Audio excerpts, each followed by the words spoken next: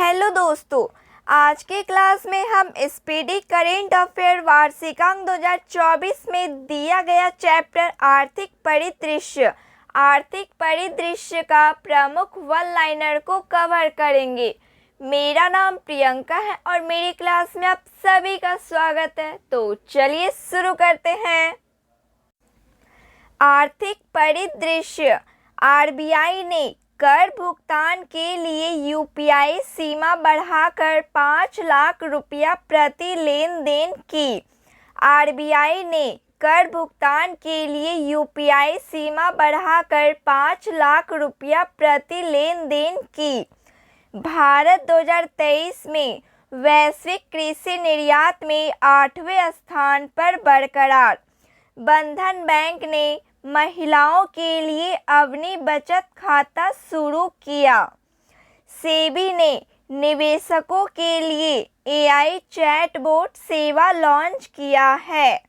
अमूल को दुनिया में सबसे मजबूत खाद्य ब्रांड का दर्जा दिया गया है। भारत रूसी तेल का दुनिया का सबसे बड़ा आयातक बना।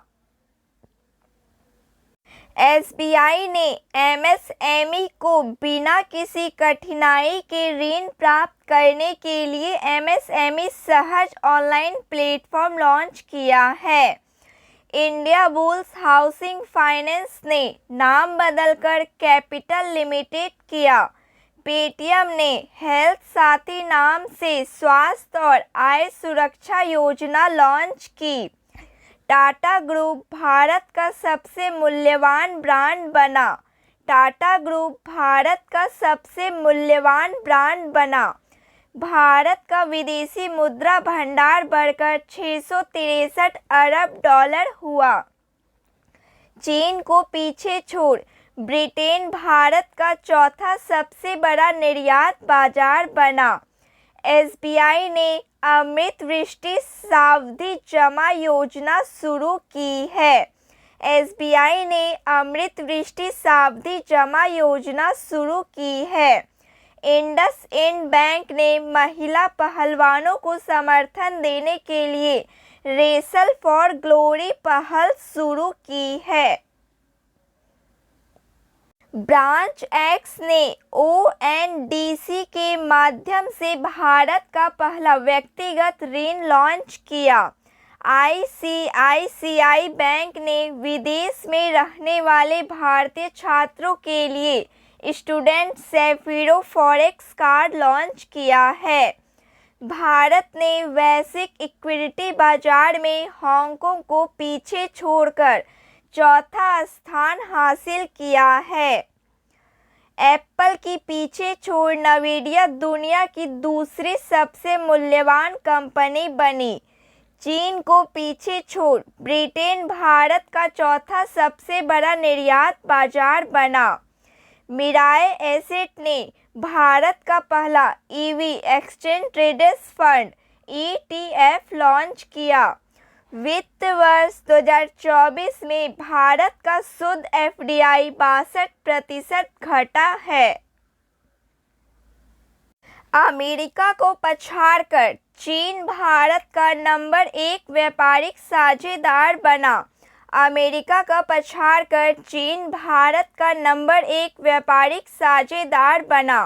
प्रधानमंत्री आर्थिक सलाहकार परिषद के अनुसार 1950 और 2015 के बीच हिंदू आबादी में 7.8% की गिरावटें आई है। भारत $100 अरब का प्रेषण प्राप्त करने वाला पहला देश बना। जिम्बाब्वे ने मुद्रा संकट को दूर करने के लिए जिग मुद्रा लॉन्च की है। हिताची पेमेंट सर्विस ने भारत में अपग्रेडेबल एटीएम लॉन्च किया है।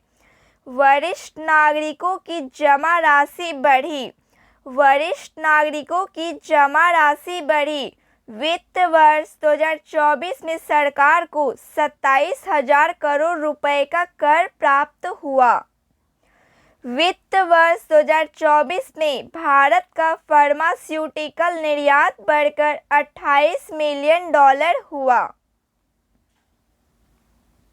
चाइना मोबाइल को पीछे छोड़ जियो दुनिया की शीर्ष टेलीकॉम कंपनी बनी। चाइना मोबाइल को पीछे छोड़ जियो दुनिया की शीर्ष टेलीकॉम कंपनी बनी। रत्न और आभूषण क्षेत्र को भारत सरकार ने एईओ का दर्जा दिया। एलआईसी दुनिया का सबसे मजबूत बीमा ब्रांड के रूप में बरकरार। यस बैंक ने पेरिस ओलंपिक 2024 के लिए भारतीय ओलंपिक संघ के साथ साझेदारी की। यस बैंक ने पेरिस ओलंपिक 2024 के लिए भारतीय ओलंपिक संघ के साथ साझेदारी की। Grid controller of India limited को मिनी रत्न का दर्जा मिला। Grid controller of India limited को मिनी रत्न का दर्जा मिला। भारत में गरीबी 5% से नीचे आई है। नीति आयोग सीईओ। वर्ष का सर्वश्रेष्ठ प्रौद्योगिकी बैंक पुरस्कार।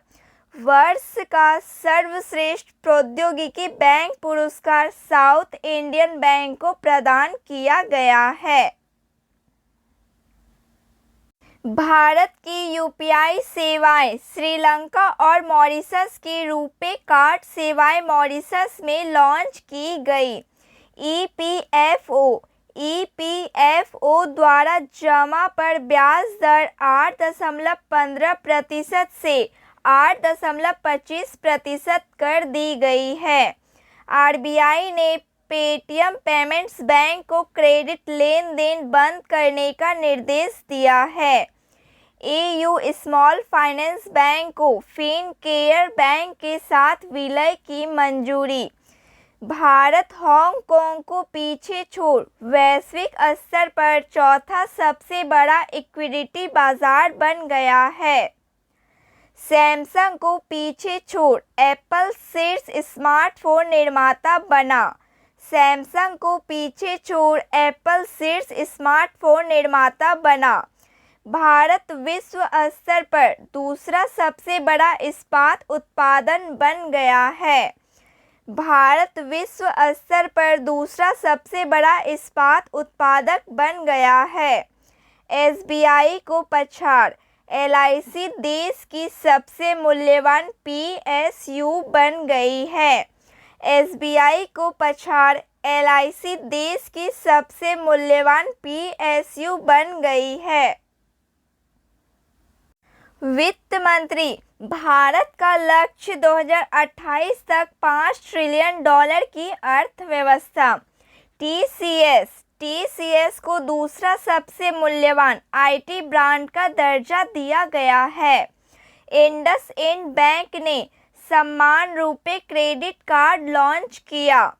भारतीय स्टेट बैंक ने सोलर प्रोजेक्ट के लिए जर्मन विकास बैंक के साथ लाइन ऑफ क्रेडिट पर हस्ताक्षर किए हैं। आईआरडीएआई ने मौजूदा बैंक बीमा ढांचे की समीक्षा के लिए जे मीना कुमारी की अध्यक्षता में एक समिति का गठन किया है। Patna central banking digital currency CBDC का उपयोग करने वाला पहला नगर निगम बन गया है। Patna central banking digital currency का उपयोग करने वाला पहला नगर निगम बन गया है। आरबीआई ने हर पेमेंट डिजिटल मिशन शुरू किया। केरल भारत का पहला डिजिटल बैंकिंग राज्य बन गया है। केरल भारत का पहला डिजिटल बैंकिंग राज्य बन गया है। तो फ्रेंड्स, आज के लिए बस इतना ही। Thank you.